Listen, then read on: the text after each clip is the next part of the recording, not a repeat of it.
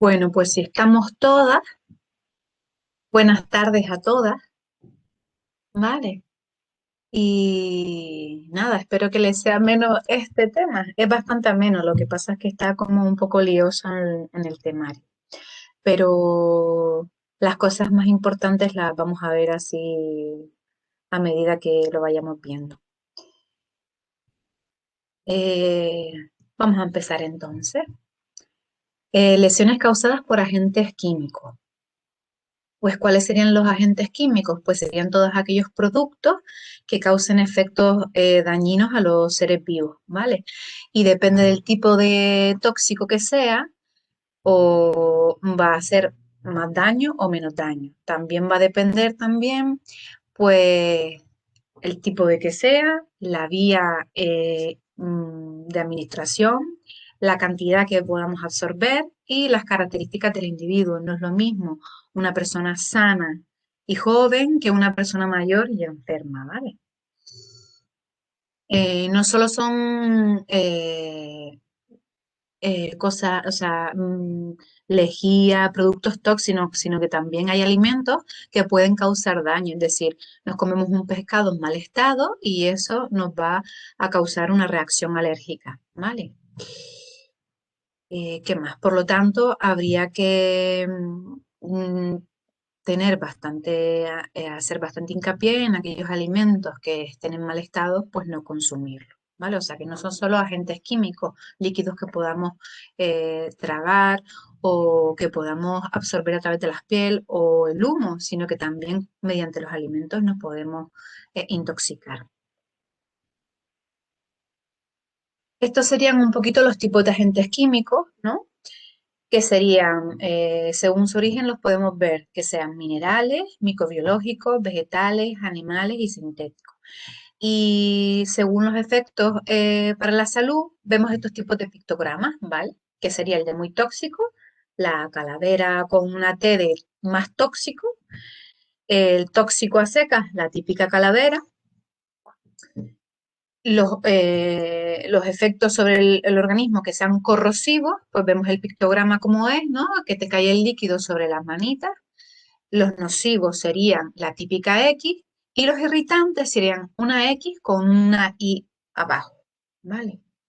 Un poquitín para que los diferencien y sepan un poquito que hay pictogramas que van en relación a los tipos de tóxicos.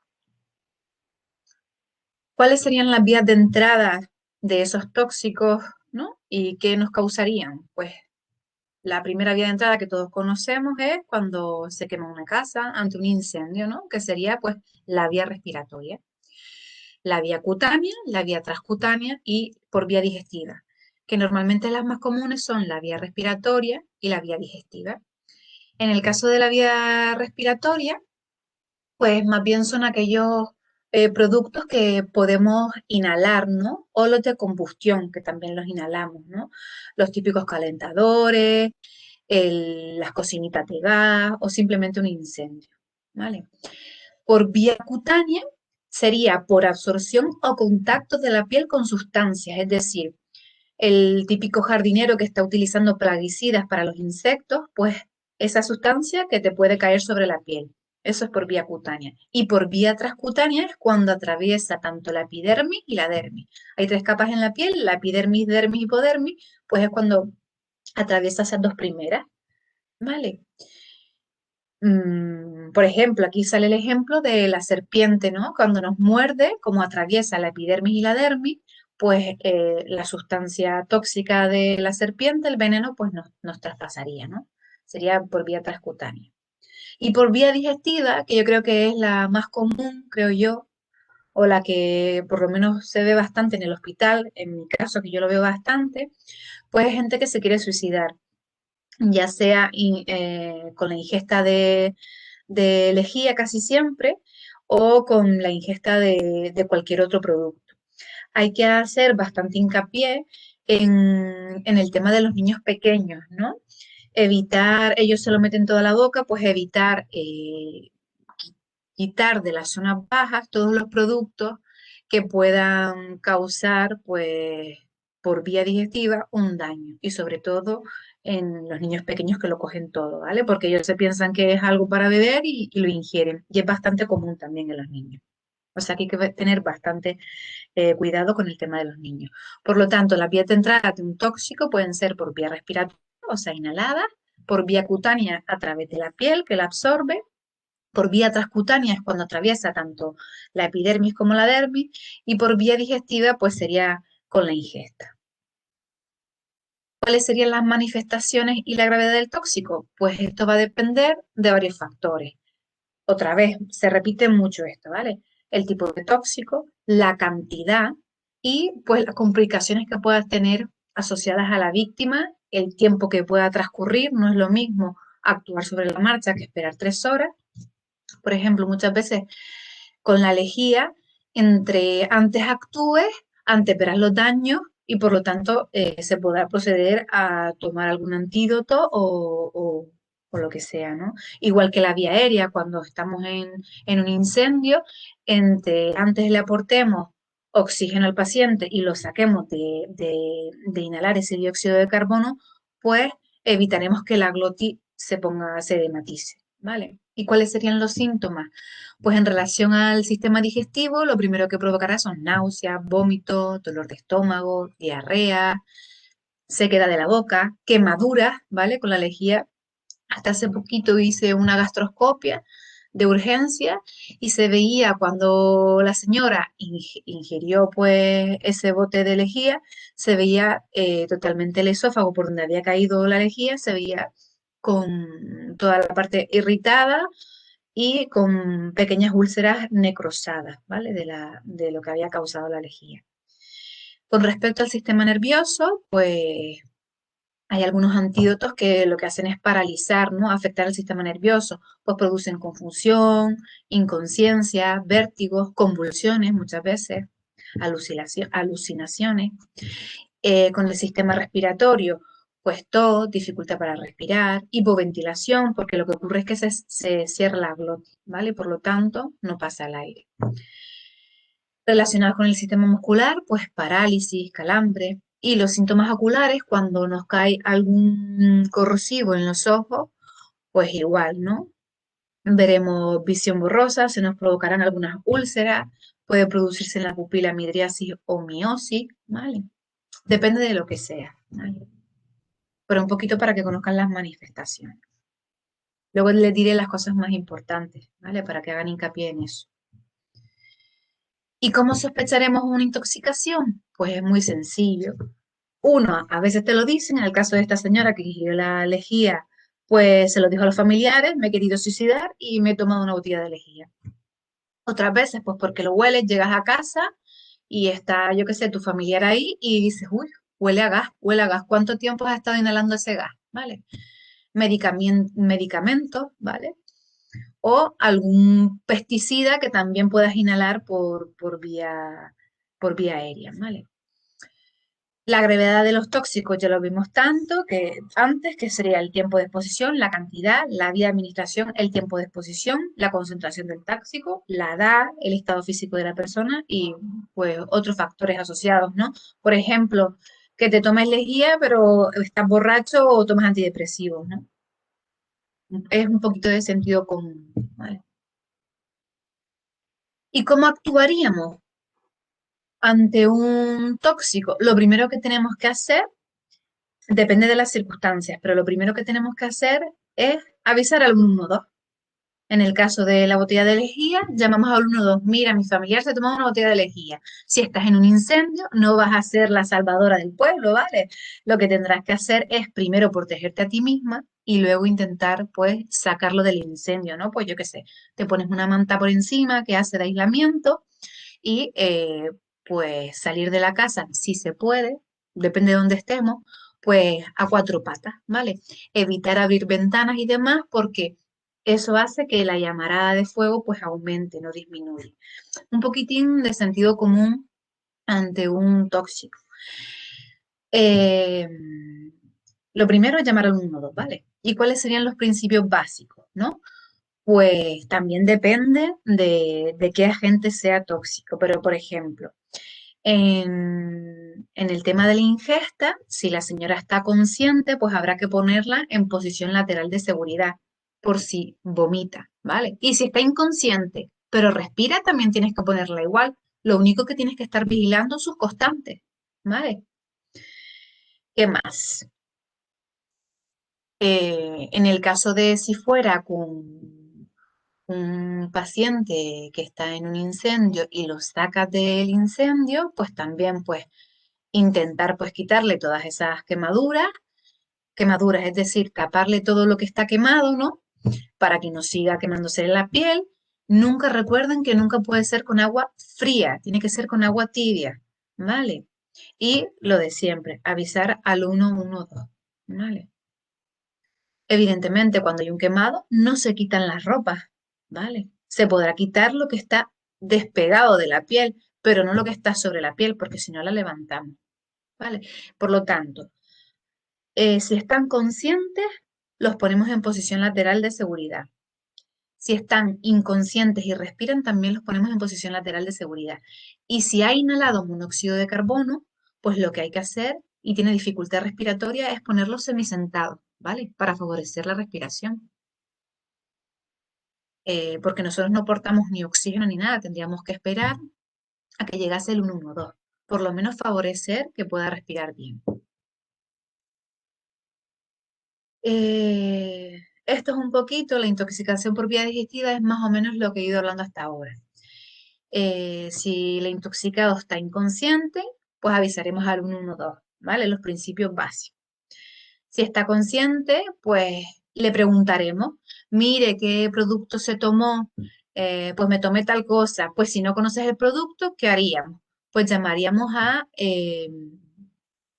está un poquito más adelante, que es ponernos en contacto con el Instituto Nacional de Toxicología, que lo que hace es decirte, pues, comentarte cómo podrías actuar ante ese tóxico, ¿vale?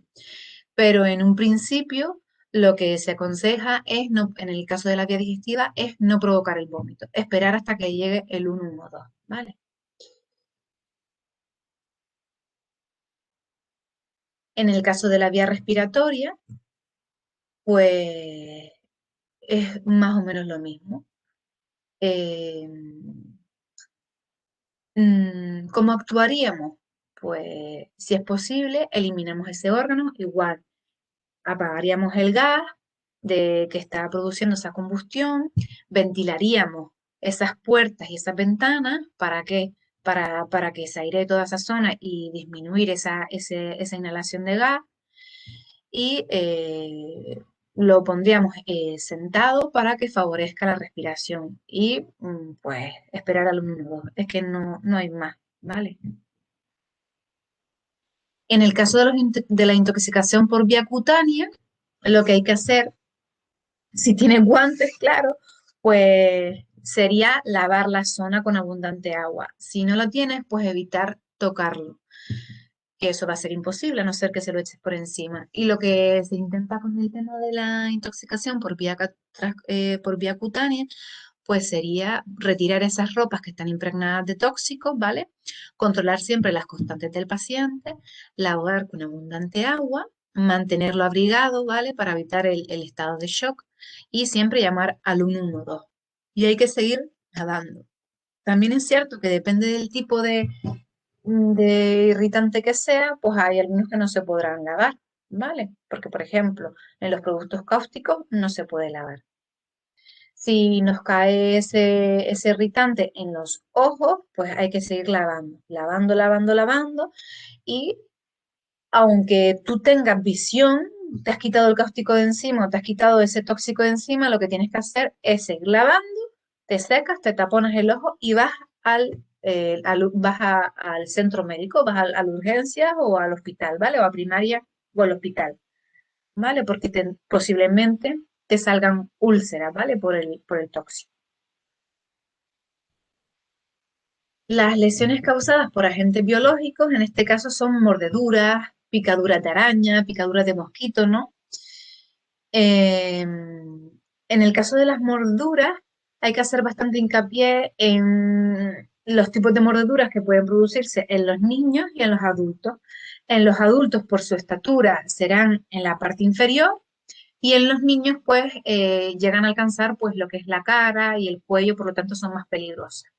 Y ante una mordedura, ¿qué haríamos? ¿Vale? Pues lo de siempre. ¿Qué haríamos ante esa herida? Pues lavar, lavar, lavar con agua y jabón. Si no tenemos en ese momento agua y jabón y yo qué sé, tenemos clorexidina o lo que tengamos, pues lo utilizamos para desinfectar lo que podamos, ¿vale?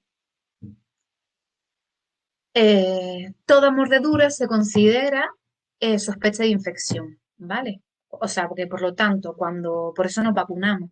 Por lo tanto, cuando vamos al hospital, normalmente nos miran el calendario vacunal y también miran si el animal tiene la vacuna de la rabia, ¿vale?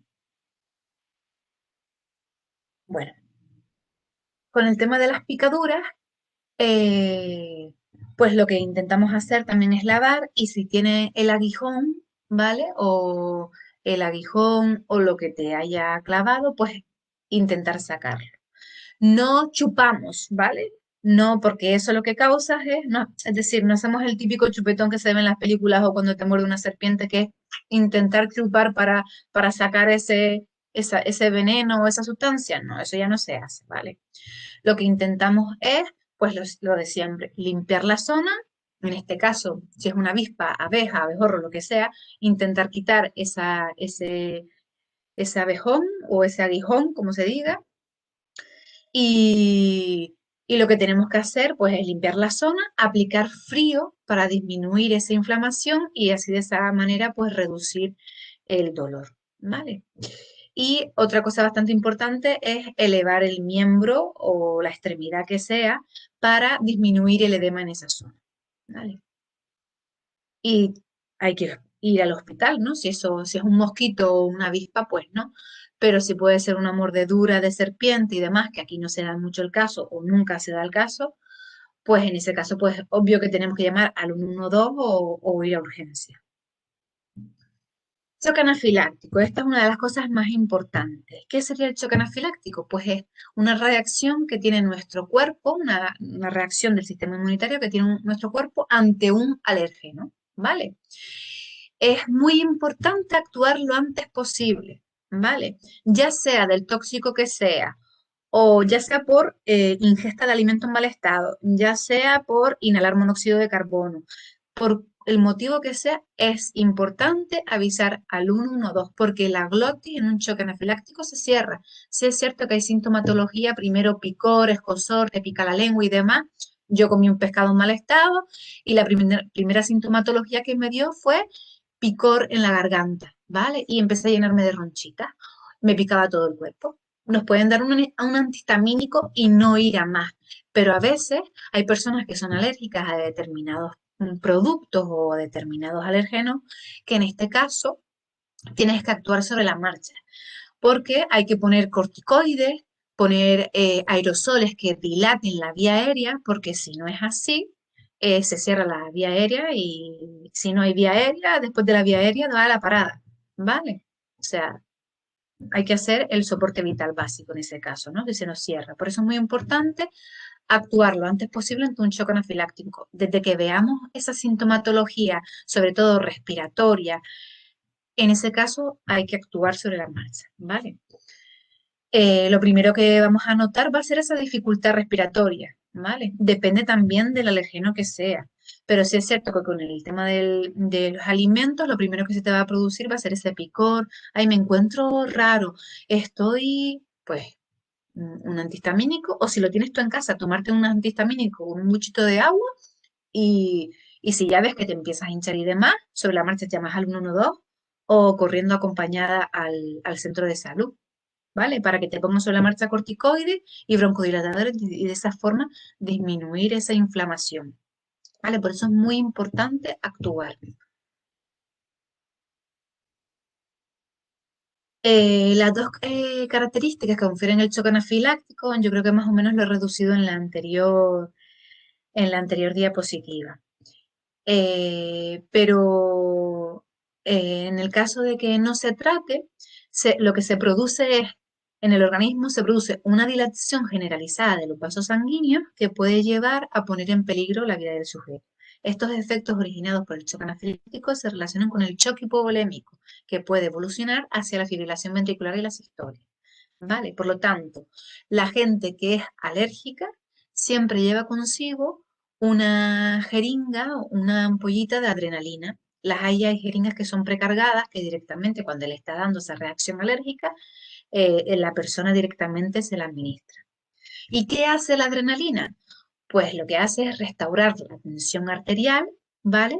Y de esa forma refuerza la actividad cardíaca y mejora la broncodilatación, es decir, abre la vía aérea, la dilata, ¿vale?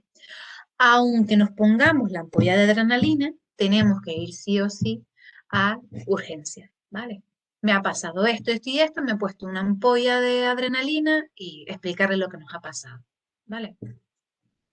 Recuerden siempre, ante una sospecha, avisar al 112 y asegurar la permeabilidad de la vía aérea. Si la permeabilidad de la vía aérea se cierra, se para el paciente y hay que empezar a hacer RCP 32, ¿vale? Ahora vamos con el parto. Yo sé que el parto lo vieron en fisiopatología el año pasado. Por lo tanto, explicaré las partes del parto muy sencillitas y nos iremos realmente a la actuación del parto, ¿vale? Entonces, el parto tiene 3 fases. Para las que ya han dado a luz les será más fácil, a otras pues no. Entonces, las fases son dilatación, expulsión y alumbramiento. Dentro de la dilatación, primero se borra el tapón cervical, ¿vale? Se nos cae ese tapón y luego empezamos a dilatar. Aproximadamente, bueno, se dilatan 10 centímetros.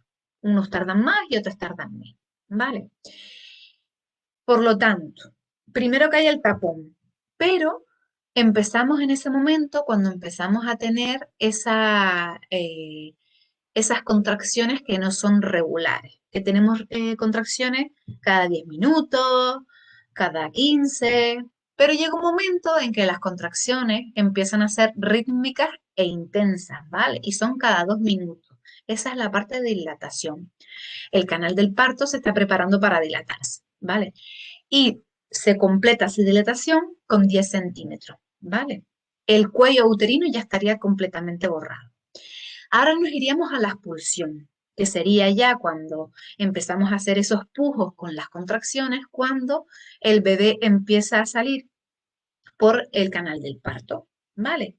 Y por último estaría el alumbramiento, ¿vale? Que sería desde la expulsión de la placenta, el cordón umbilical y las membranas, que esto más o menos dura aproximadamente entre 5 y 30 minutos. Es muy importante valorar la placenta, ¿vale? Porque nos da mucha información. Y si se queda la placenta dentro del útero, ¿vale? Podemos tener sangrado. A veces si se quedan porciones de la placenta, de esas membranas dentro, lo que hay que hacer es un legrado, ¿vale? Y si no se contrae bien la pared del útero, se producen sangrados y creo que hubo un caso en la clínica Santa Catalina que una chica joven falleció porque se desangró, ¿vale? Si no se contrae bien el útero, pues, pues sangra, ¿vale?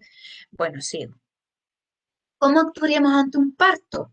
Pues lo primero que hay que hacer sería llamar al 112. Mira, tengo una señora embarazada de no sé cuántos meses y ¿qué hago? Pues ellos te van a decir, primero, hay que valorar la situación de la embarazada, si está con contracciones, si no está. Entonces, ¿qué haríamos? Pues acomodar lo que es todo el lugar donde pueda estar la embarazada. Si estamos en casa, podemos utilizar la cama. Si estamos en la calle, está un poco más complicado, a ver si los vecinos nos ayudan. Pero lo normal es que si estamos en un sitio al aire libre, perdón, en un centro, yo que sé, en un centro comercial, todo depende de las circunstancias, ¿vale? Pero lo que se intenta siempre es que la ropa o las cosas que aportemos estén limpias y que la embarazada, dentro de lo posible, esté cómoda, ¿vale? Entonces, otra cosa importante es que en las fases del parto más o menos las controlemos. Cuando la veamos que está con contracciones o cuando estemos hablando con el señor del 112, pues no va a preguntar, pero ¿cómo está la señora? Pues mira, está con contracciones, pero tú ves la cabeza del feto o del niño y tú le dices, pues sí, pues no, para él saber cómo está evolucionando, ¿vale? Lo normal, muchas veces cuando vienen las embarazadas a los centros de salud, lo normal es que siempre se intenta siempre tranquilizar a la embarazada, decirle que esté tranquila, que respire despacio, que se calme. ¿Por qué? Porque la gente de atención primaria tiene pánico a recibir embarazadas por el tema de cómo actuar, ¿vale? Si es cierto que estamos en un centro de salud y que se supone que hay toda la formación necesaria, pero a veces hay mucho pánico, ¿vale? Entonces, cuando estemos hablando con el servicio de emergencia, intentar darle toda la información posible. Pues mira, la señora está consciente, no tenemos tensiómetro, pero podemos cogerle el pulso. Pues mira, la señora que está, pues tiene 120 latidos por minuto, está súper ansiosa y él te irá diciendo cómo hay que actuar, ¿vale? Esto es más o menos lo que he dicho hasta ahora. La posición, ¿cómo tendríamos que ponerla? Siempre en un lugar limpio, seco e intentar que sea cómodo, ¿no? Toallas, sábanas, todo lo que podamos aportar que esté limpito. Y la posición sería de cúbito supino, con las piernas flexionadas y los pies, el talón del pie apoyado, ¿vale? Como cuando vamos al ginecólogo, pero en vez de tener las piernas en los cabestrillos, pues apoyadas, ¿vale? En el suelo. Lo que dije antes, a fin de que el parto no se acelere, pedimos a la madre que respire con tranquilidad y que no puje, ¿vale? Y ahora vamos a explicar un poquito cómo actuaríamos durante el nacimiento, ¿no? Lo normal es que primero salga la cabecita del niño, luego empezaría a verse un poquito el hombro de la parte de arriba. Una vez, nunca hay que tirar del bebé. Una vez salga el primer hombro, ¿vale? Ya directamente ayudamos un piquito, tiramos un piquito a sacar el segundo hombro, pero directamente saliendo el primer hombro, el siguiente va a salir, ¿vale? Una vez tengamos al niño cogido, perdón, lo arropamos bien y se lo damos a la madre. ¿Vale?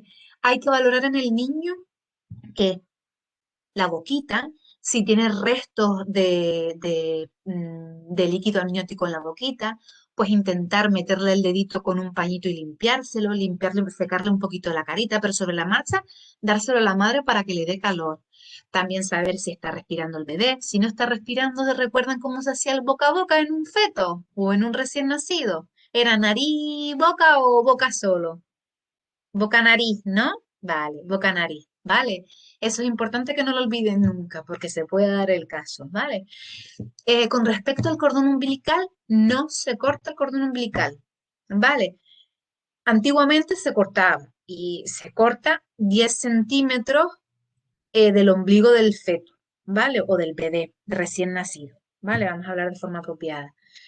Hay que intentar dejar que deje de latir, ¿no? El cordón. Y si nosotros no aportamos nada, porque no tenemos cosas limpias, pues esperamos a que venga el 112. Pero no pasa nada porque esté el cordón umbilical conectado a la placenta de la madre. No hay ningún problema, ¿vale? Esto sería un poco lo que he explicado, lo de los 10 centímetros, boca, nariz, si hay que ventilarlo. Eh, en el caso de la placenta que haya salido, nos centraremos en comprobar al bebé y atender también a la madre, ¿vale? Intentar también tomarle el pulso, porque si la madre está sangrando por el útero, el pulso, aunque no tengamos tensión, el pulso estará taquicárdica la madre, ¿vale? Porque estamos perdiendo sangre. Si hay pérdida de sangre, eso significa que hay una hipovolemia. Si hay una hipovolemia, ¿qué hace el corazón? Para intentar que llegue más sangre al corazón, ¿qué hace? Latir más rápido, ¿vale? Por lo tanto, un síntoma que podemos tener claro sería el pulso, ¿vale? Si está sangrando la mamá y siempre abrigarlos los dos. Recuerden, aunque ya hayan dado a luz y estemos esperando al 1-2, siempre hay que estarlos valorando constantemente. La pérdida de sangre, que el niño respire, ¿vale? Con respecto a la movilización de los heridos, pues hay que recordar, que ya lo vimos en el tema anterior, que cualquier caída, ya sea por encima de la clavícula o por encima de nuestra altura, o sea, un politraumatizado, hay que considerar a ese paciente como posible lesión medular. Por lo tanto, hay que evitar en todo lo posible moverlo, ¿vale? Hay momentos que, pues si está en medio de la carretera y siguen pasando coches, no vas a tener cuidado en el tema de movilizar, vas a tirar de él directamente, ¿vale? Como en un incendio, ¿vale? Hay que tener un poco de sentido común en determinadas situaciones. Pero si tú puedes proteger la zona y mantenerlo sin moverlo hasta que llegue el 112, traiga el, el, el tablero espinal, la dama de Elche, que es un tipo de collarín para inmovilizar y demás, pues esperamos, ¿vale? Controlaremos que el paciente esté consciente, que respire, que tenga pulso, ¿vale? Controlar las constantes, ¿vale? El término de movilización es lo mismo o está relacionado con la inmovilización. Eh,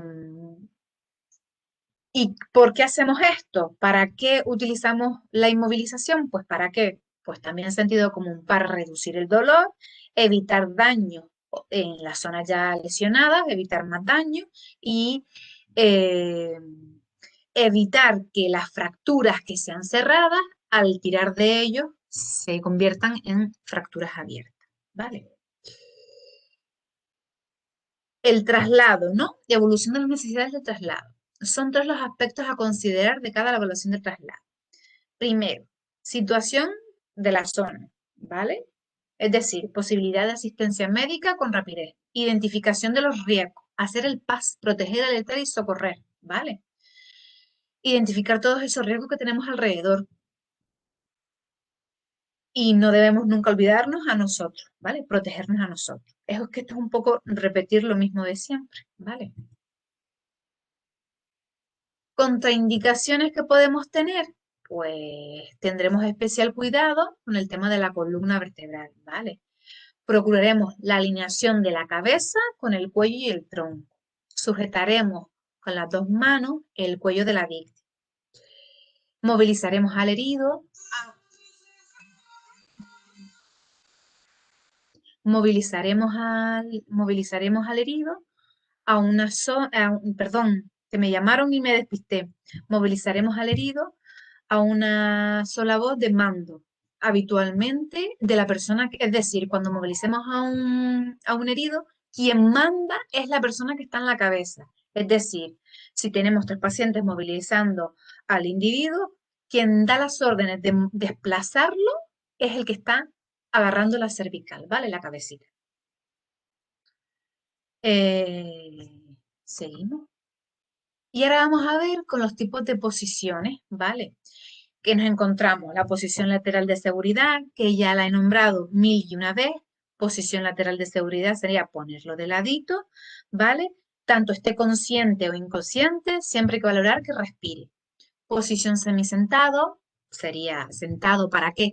Para favorecer la vía respiratoria y también y también en las patologías cardíacas. Posición anti-shock o Trendelenburg. Esta se utilizaría en pacientes cuando tienen hipovolemia o shock, ¿vale? Y posición de abdomen agudo, pues serían traumatismos abdominales, que se coloca la posición en decúbito supino con las piernas flexionadas y un apoyo bajo la cabecita, ¿vale? Pero en principio es para, para evitar el dolor, ¿vale? Un segundo nada más, esperen un segundo, que ya sigo.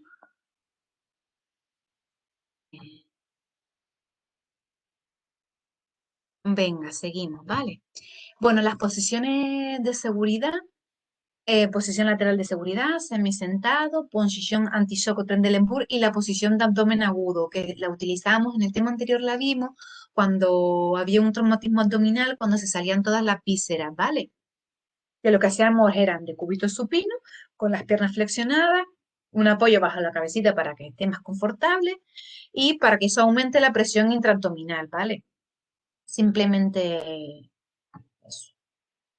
Las técnicas de arrastre son una bobería, ¿vale? Y cada vez eso no se utiliza, eso de arrastre a gatas, arrastre por los pies, eso lo haces en momentos extremos cuando ves que estás en medio de la carretera o que no puedes agarrarlo. Arrastre por los pies, arrastre por las axilas y arrastre a gatas, pues para mí no tiene mucha importancia, ¿vale?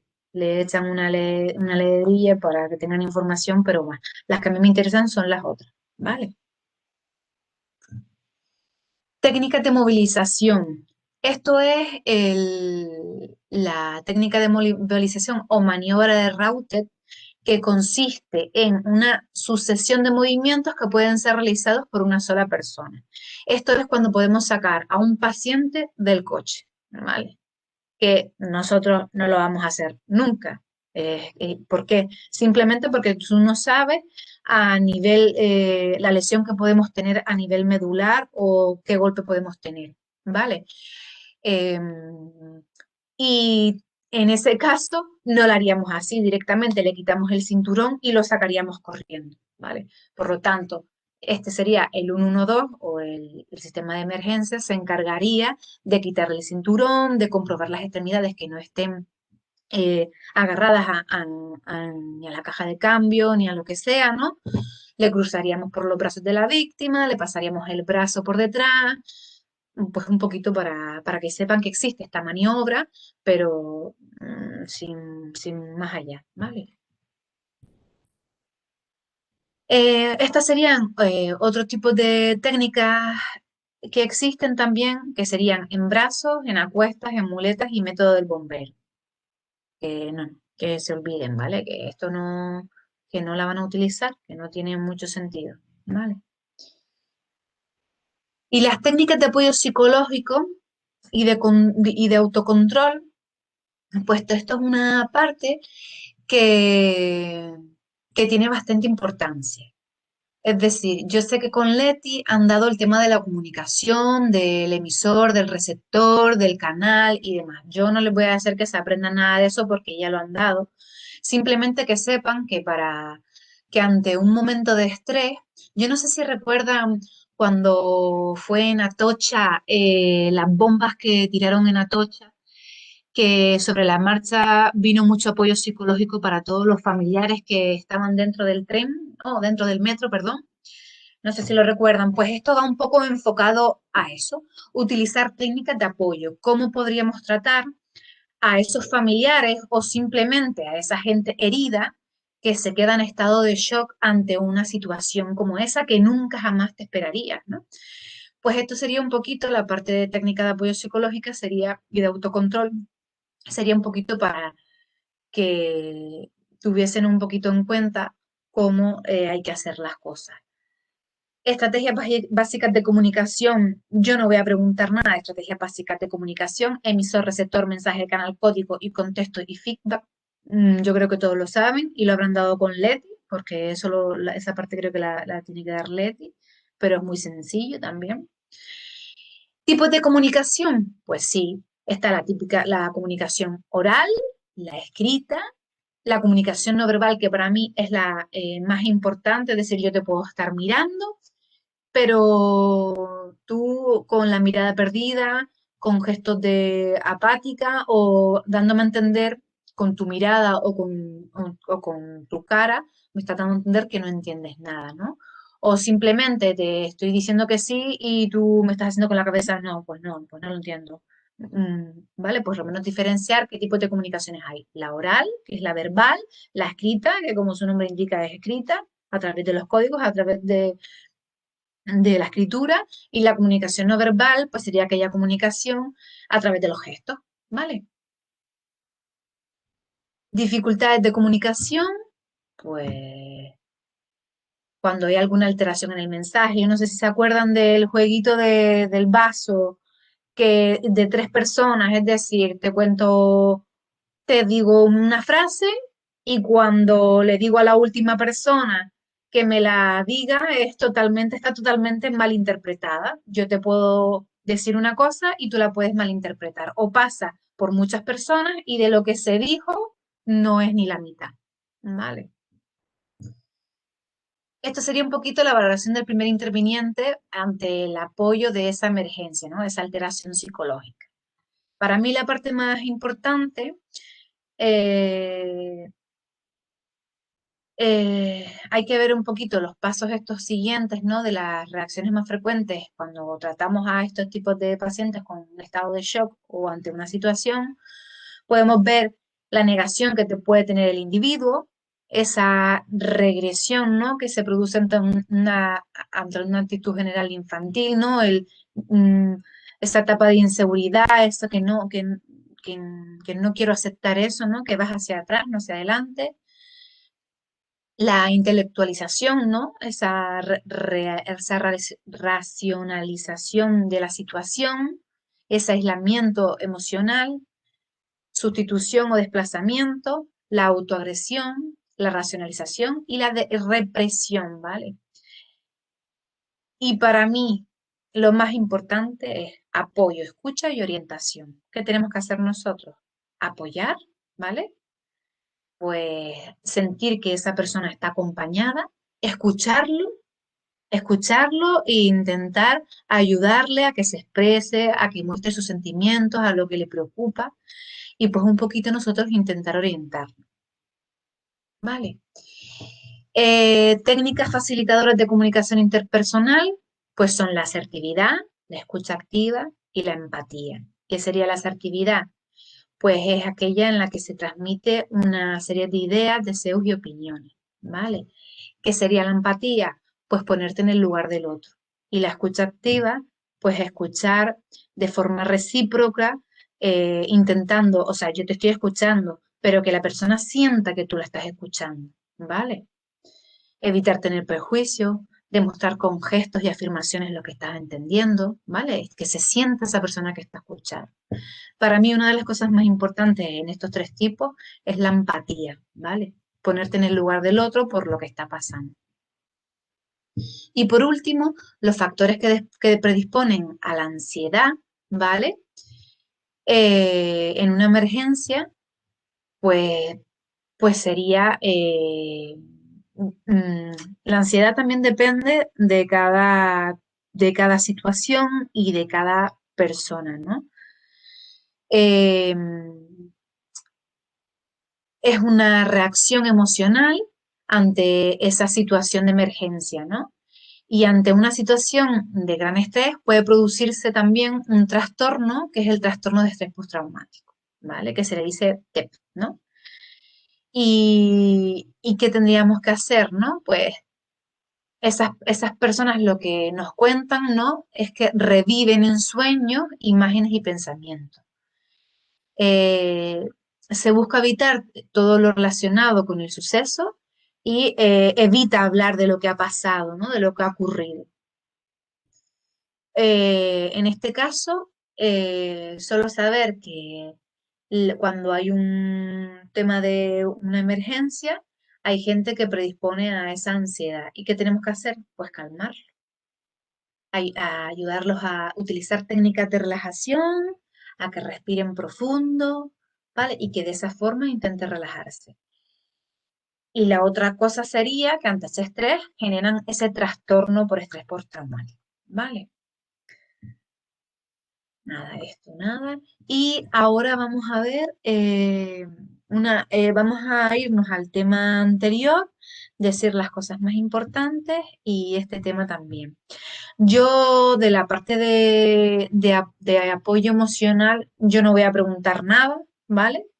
Voy a preguntar de lo que es toda la primera parte, ¿vale? Ahora les iré diciendo. Voy a poner las diapositivas y les digo.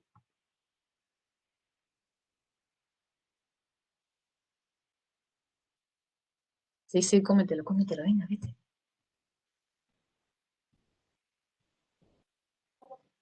Sí, un ratito solo, ¿vale? Perdón, las lesiones causadas por agentes químicos, tener en cuenta que depende del tipo, de la vía de ingreso, de la cantidad y de las características, ¿vale? Las características del individuo. Si es un niño, si es un adulto, si tiene antecedentes, alguna patología, ¿vale? Esa es la parte importante. Es que esta parte es muy fácil, bueno, desde mi punto de vista. Con respecto a los pictogramas, yo no les voy a hacer que se aprendan los tipos de pictogramas que hay, porque realmente tú ves un pictograma y sabes que eso es tóxico, ya está. Que tenga una T que sea de más tóxico o menos tóxico, pues vale, pero a nosotros eso realmente no nos interesa. Cuando aparezca la calavera sabemos que ya es un tipo de tóxico, ¿vale?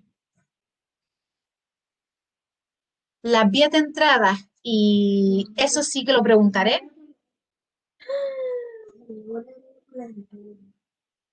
las vías de, las vías de entrada son la vía respiratoria, la cutánea, la transcutánea y la digestiva, esas sí las preguntaré. Simplemente saber diferenciarlas y es muy fácil, ¿vale? Y lo más importante es con el tema de los niños, la tirita azul esa, ¿no? Que es frecuente y grave en los niños y demás, es así.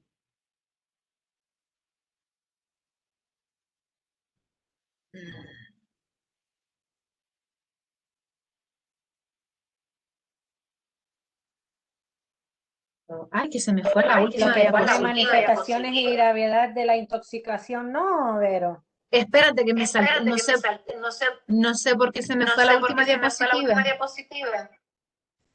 Vale, esta sí. Los síntomas, Ahí. bueno, ya les dije antes lo de tipo de tóxico, dosis y todo eso, ya lo estamos diciendo en el anterior, entonces no tiene mucho sentido. Los síntomas de la intoxicación, preguntaré quizás los que sean más llamativos, por ejemplo, en el sistema digestivo, pues a lo mejor mezclaré algún síntoma, pero que son bastante náuseas y vómitos, serán del sistema digestivo, del sistema nervioso, confusión, inconsciencia. El del muscular, parálisis. El del sistema respiratorio se va a ver tos, dificultad. Y oculares, visión borrosa, que los podemos diferenciar, que con la misma ni los pregunto. Simplemente para que los diferencien, pero no creo que cuando vaya haciendo las preguntas, probablemente ponga más preguntas del otro tema que de este tema, ¿vale? ¿Cómo sospechar de una intoxicación? Pues no es que eso no lo voy a preguntar porque es muy fácil, ¿no? La gravedad de la intoxicación también es lo mismo que vimos en la primera diapositiva, tipo de tóxico, cantidad, vía de administración, el concentración del tóxico, sabes que ya lo vemos. Y también del tóxico es importante lo de otros factores como la interacción con otros productos, porque es decir, tomamos un tóxico pero somos alcohólicos o tomamos antidepresivos, eso aumentará el efecto, ¿vale? Para que lo tengan en cuenta. Eh, La actuación, los principios básicos generales, cómo actuaríamos ante un intoxicado, eso sí, ¿vale? Los 5 puntitos, lo de separar a la víctima del agente causante, recuerden siempre el PAS, vigilar las constantes, colocar al paciente en posición lateral de seguridad, evitar el shock, es así, ¿vale? Los principios de cómo actuaríamos ante un intoxicado. Y de la intoxicación por vía digestiva, pues, mm, mm. Esta Por parte vía respiratoria nada, Vero, que me perdí un poco. estamos en En la a ver, anterior. Vale, sí, me equivoqué yo. Disculpa. de la vía digestiva, En la anterior. eso es que me oigo con eco. Es que realmente llamas al 112, lo pones en posición lateral de seguridad si está consciente y estando inconsciente siempre que respire, ¿no? Para que no trague el vómito, ¿vale? Y evitar siempre un poquitín entenderlo, pero no lo voy a preguntar así tan de memorieta, ¿no? Simplemente recordar lo de los tóxicos, que si, no, si el paciente nos dice el tóxico que es, pues llamar al Instituto Nacional de Toxicología. Eso sí lo preguntaré, ¿vale? Toda información que podamos coger de la persona cuando está consciente, mucho mejor, ¿vale? En el de la vía respiratoria, la actuación, ¿vale? Actuación irá encaminada a Ventilamos, abrimos puertas, ventanas, evitamos. Es por ponerles alguna pregunta, porque esto es muy fácil, ¿sabes? La vía cutánea, lavar, también se lo leen y es de sentido común. Lavar, lavar, lavar. Ponerse guantes si los tenemos, si no, no. Seguir lavando y si es en contactos oculares, recuerden después tapar e ir al centro de salud, ¿vale? Centro de salud, urgencia. De esto no creo que pregunte nada. De picaduras. Mira, de lo de las picaduras, lo que... ah, ¿qué haríamos? Mordeduras no. No, no. Lo que haríamos en las picaduras, pues quitar el aguijón, poner frío y lavar bien la zona. Un poco lo que haríamos ante una picadura, simplemente.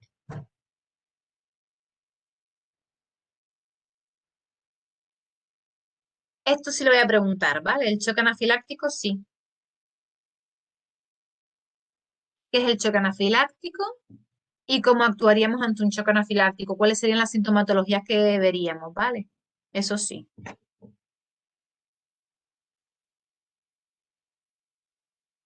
El tratamiento, en la siguiente diapositiva, el tratamiento y la actuación, ¿vale? Recuerden siempre permeabilidad de la vía aérea, el 112, y si tiene adrenalina, pues ponérsela, ¿vale? No esperar desde que noten picor y demás, no se espera, ¿vale? Ante un shock anafiláctico.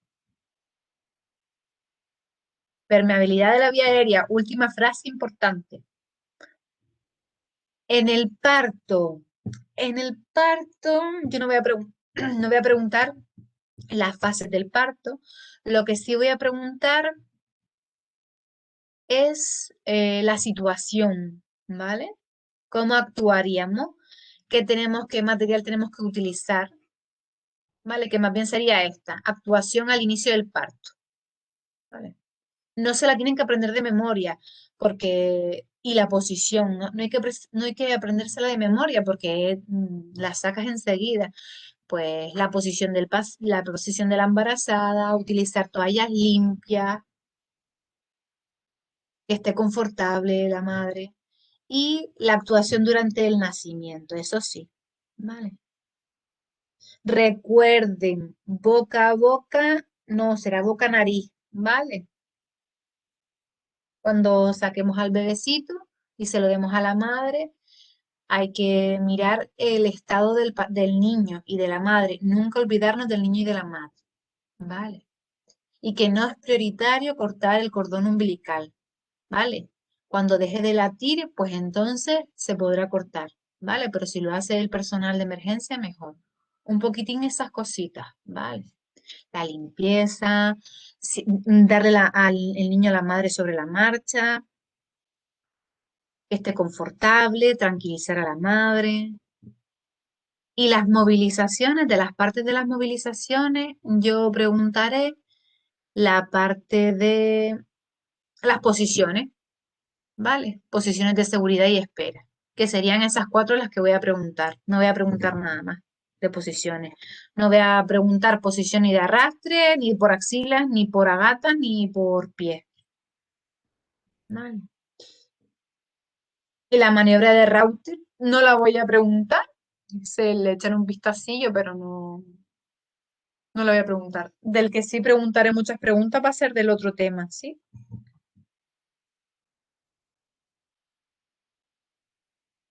Bueno, y, y ya está. Se me ha hecho súper corta la clase. No sé. La verdad que este tema era bastante... Había más diapositivas de lo que realmente es la materia en sí. Pero bueno, si sigo el próximo año, probablemente estas diapositivas sean...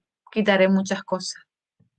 Pero Pero bueno, perdona, lo dime. último entonces es posiciones de seguridad y espera. Sí, posición lateral de seguridad, semisentado, la de abdomen, la del abdomen y me falta una, ¿no? A ver, se me olvidó. Lo de los tipos de comunicación, no lo vamos.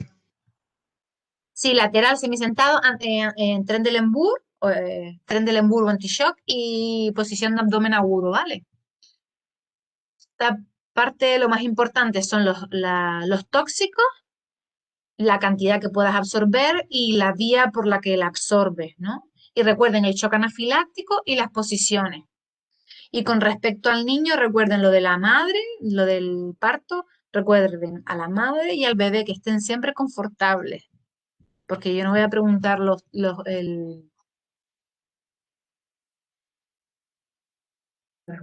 Vero, ay, Dime.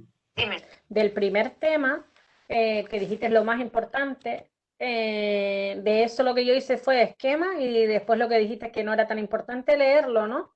Sí, sí. Bueno, que a lo mejor Ahí, sale una pregunta, por ejemplo, pero tú aquí te lees la diapositiva de la embarazada y sobre la marcha se te queda, porque tiene mucho, la gente que ha dado lujo, que ha estado en un ámbito así, lo sacas por sí, por leerlo simplemente.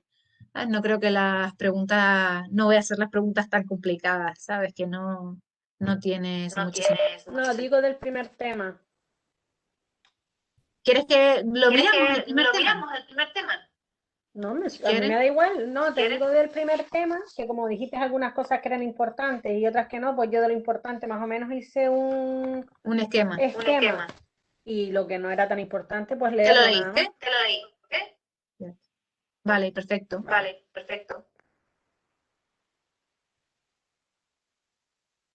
Voy a ver por aquí.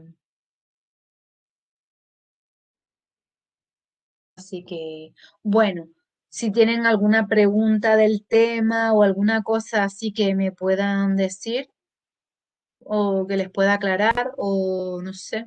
Porque yo cuando me pongo con las diapositivas voy como una moto, me pongo a hablar, hablar, hablar y seguro que me dejo cosas detrás. Ustedes me dicen.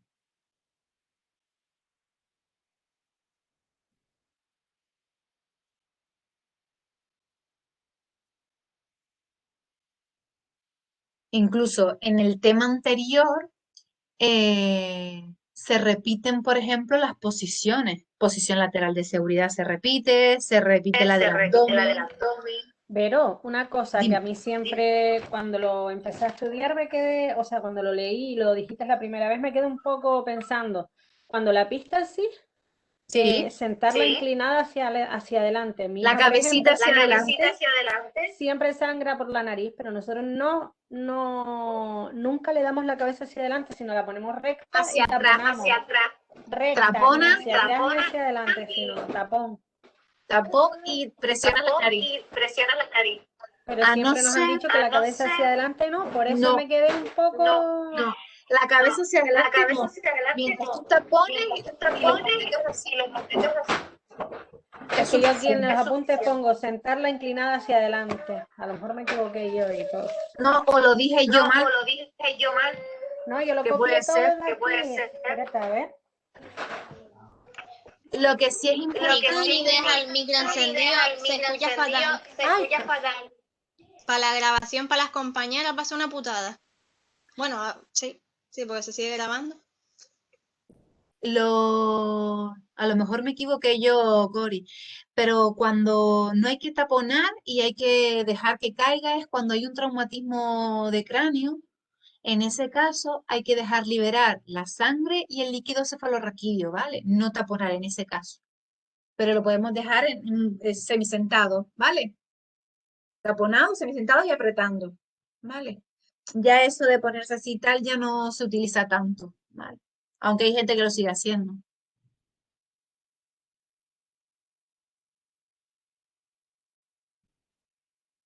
¿Qué más? Eso de la epistaxis, sí, preguntaré conceptos así, epistaxis, hematemesis, rectorragia, metrorragia, esas cosillas sí las preguntaré, ¿vale? De la primera parte. Y no sé, díganme ustedes.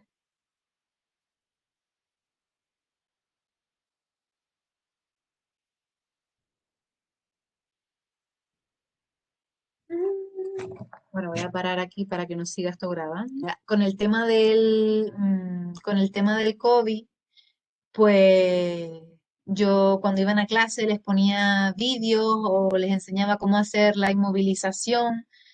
Nos podíamos tocar, ¿vale? Entonces les podía enseñar lo que era la dama de Elche, la camilla cucharilla, el tablero espinal y un poco pues lo utilizábamos entre los compañeros y nos poníamos en posición lateral de seguridad, ¿sabes? Hacíamos alguna cosilla así. Pero bueno, con el respecto a las inmovilizaciones y demás, hacíamos la posición de lateral de seguridad, yo te la hacía a ti, tú me la hacías a mí, me lo encontraba. Pero bueno, de esta forma, bueno, los conceptos básicos más o menos los tienen, que es el RCP 32, la maniobra de Heimlich, que también es bastante importante con el tema de los atragantamientos y, y poco más, que es lo más así importante. Y el PAS, proteger, alertar y socorrer. Recuérdense siempre ustedes primero, porque si no, ustedes son otra víctima. Así que, bueno, si quieren nos vamos o nos quedamos. Y ya has Pues sin duda y has dicho más o menos las cosas importantes. Pues nos vamos, señores, que hay que hacer muchas cosas por las tardes. Sí, ¿Vale? vale. Bueno, el examen será sencillito, 20 preguntitas, ¿vale? De todas Y maneras, queda nada, tu pues correo, ¿no? Cualquier duda. sí, sí, me escriben cualquier cosa que no entiendan o, bueno, voy a grabar esto por si y tal. Grabando, qué linda soy. Pues cualquier cosa que no entiendan o que les surja cualquier duda, mira, pues que no entiendo muy bien esta parte, me escriben y yo como si les hago una clase y se las mando, o sea, por correo, porque es lo que hago a veces, si yo me he explicado mal o he ido muy deprisa y hay algo que no entiendan, pues me escriben por correo y me lo dicen sin ningún problema, ¿vale? Igual que para el examen, mira que no estuve, que me perdí, que no sé qué, lo que sea, ¿vale? Pues nada, chicas, nos vemos el 9. Venga, un besillo, cuídense. Chao, hasta luego.